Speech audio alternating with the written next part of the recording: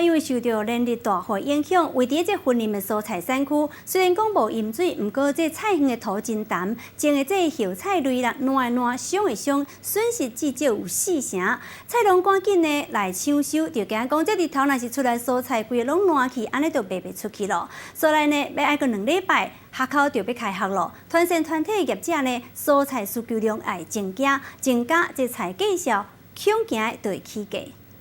这种变异上就对啊啦，这种水伤就对啊。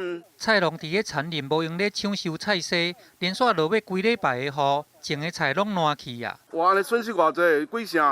差不多3、4成。菜园仔内底的土湿湿湿，这个菜叶啊嘛泡水，等日头一个出来，这的菜色拢会烂去、乌凹去。那即马采收落来的这的菜，爱先甲这有水伤的，也是讲黄去的叶啊，甲摘掉。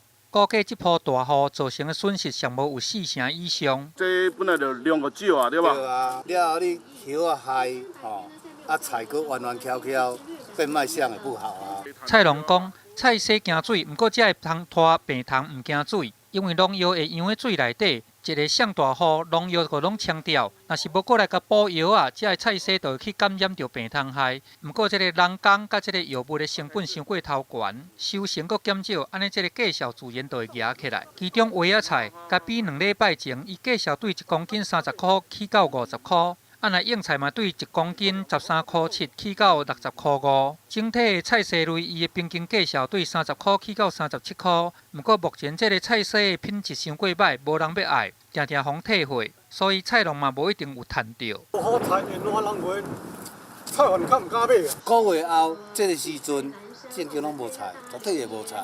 无细丛的就大丛起来好收，你这大丛就收着偌呢，当然会欠菜。